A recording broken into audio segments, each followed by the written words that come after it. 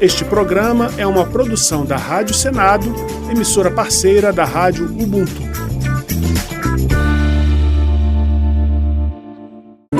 Eu sou Paula Groba. E eu sou Ricardo Nacaoca. E estes são os destaques de hoje do Jornal do Senado, que começa agora. Rodrigo Pacheco confirma que Senado votará com urgência projeto sobre renegociação da dívida dos estados. Sancionada taxação de compra internacional e criação do programa Mover. Senadores aprovam atenção especial ao uso de álcool e drogas entre população de rua.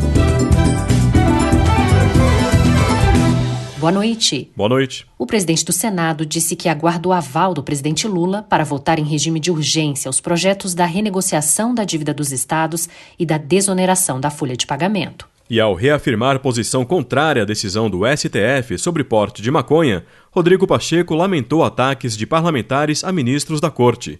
Repórter Érica Christian. Após aval do presidente Lula, o presidente do Senado, Rodrigo Pacheco, afirmou que deverão ser votados com urgência os projetos que tratam da renegociação da dívida dos estados e da desoneração da folha de pagamento. No caso da redução da contribuição previdenciária para 17 setores da economia e pequenos municípios, os senadores sugeriram diversas fontes de compensação, como a taxação das compras em sites internacionais. Em relação ao endividamento dos estados, o projeto autoriza a União a receber ativos, a exemplo de empresas estatais, e permite que uma parte dos 4% dos juros ao ano não seja paga ao governo federal, como explicou Rodrigo Pacheco. A União concorda em não receber absolutamente nada de juros se o Estado demonstrar que está investindo em educação, em segurança pública e infraestrutura. O Estado então poderá, ao invés de pagar a União juro, reverter em investimentos no próprio Estado. Ao reafirmar posição contrária à decisão do Supremo Tribunal Federal de impedir a prisão de usuário de maconha flagrado com até 40 gramas para o consumo próprio, Rodrigo Pacheco lamentou os ataques de parlamentares aos ministros da Corte. E a agressão ao Supremo Tribunal Federal não calha. Cabe crítica, e eu faço crítica sempre. As pessoas que acham que agredir ministro do Supremo, que pregar impeachment de ministro do Supremo, que isso vai ser solução de problema, não. Dê lugar ao diálogo, dê lugar ao respeito, dê lugar ao trabalho, que vai ser muito melhor. Aprovada pelo Senado, a PEC das drogas aguarda a votação numa comissão especial da Câmara dos Deputados.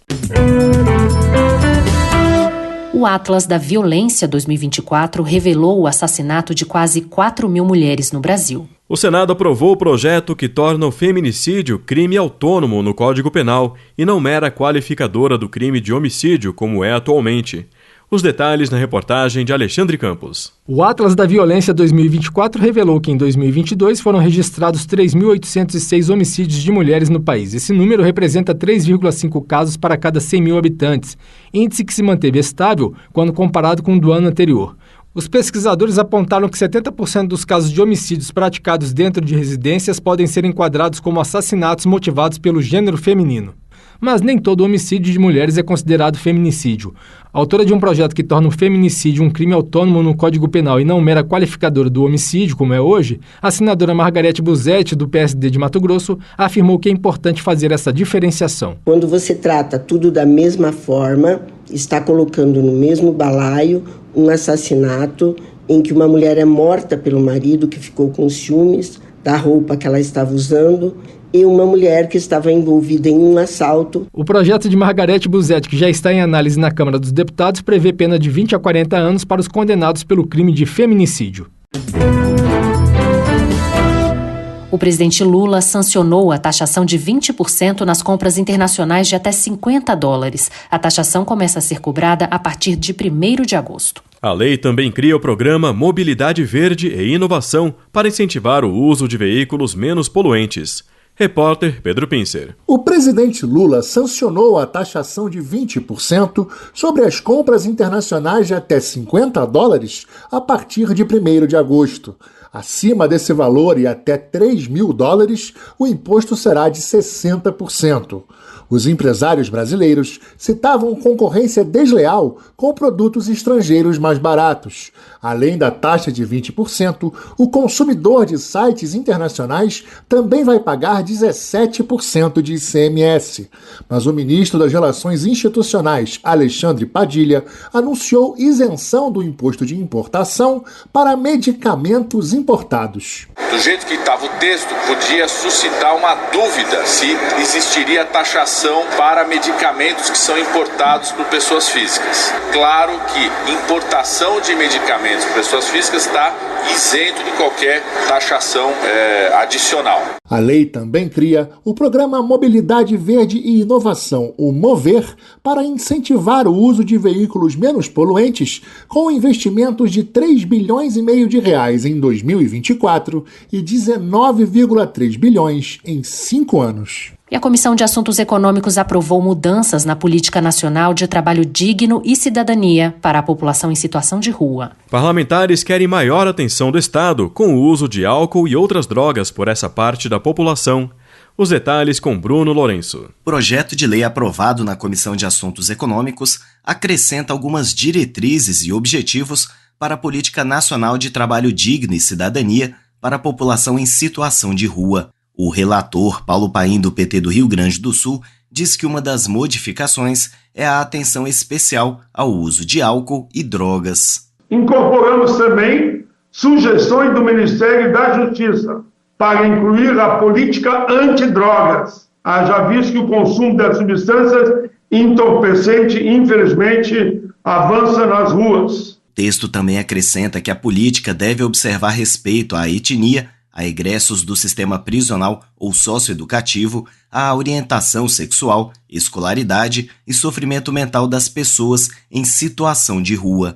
A proposta seguiu para a Comissão de Direitos Humanos e Legislação Participativa. Em 17 de fevereiro de 1874, chegava à costa do Espírito Santo o navio La Sofia, marco do início da imigração italiana no Brasil. Uma exposição no Salão Negro do Congresso Nacional, aqui em Brasília, comemora os 150 anos dessa história.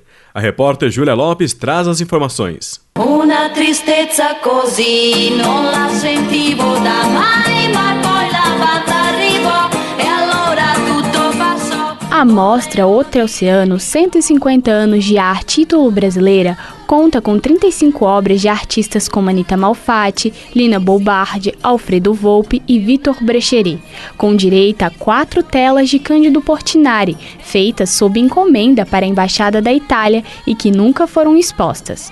O curador da exposição, Marcelo Jorge, ressalta a presença constante de italianos e ítalo-brasileiros na história das artes no Brasil. Não houve movimento artístico no Brasil de 1874 para cá que não tivesse um italiano. A gente não teria cultura brasileira contemporânea sem a contribuição desses artistas. O embaixador da Itália no Brasil, Alessandro Cortesi, falou sobre o significado do nome dado à exposição. Oceano em italiano significa da outro lado do oceano. É uma exposição muito importante porque justamente é a comemoração desse aniversário muito importante, não somente para os brasileiros, também para os italianos. A exposição é organizada pela Embaixada da Itália em parceria com a Frente Parlamentar Ítalo-Brasileira e ficará no Salão Negro do Congresso até o dia 14 de julho, com entrada gratuita. O horário de visitação da mostra Outro Oceano, 150 anos de arte ítalo-brasileira, é das 9 às 13 horas e das 14 às 17 horas de segunda a sexta-feira e aos sábados, domingos e feriados, das 9 às 17 horas.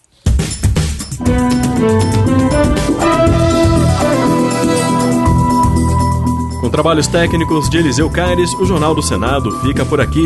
Acompanhe agora as notícias do Tribunal de Contas da União e da Câmara dos Deputados. Boa noite. Uma boa noite e um bom fim de semana.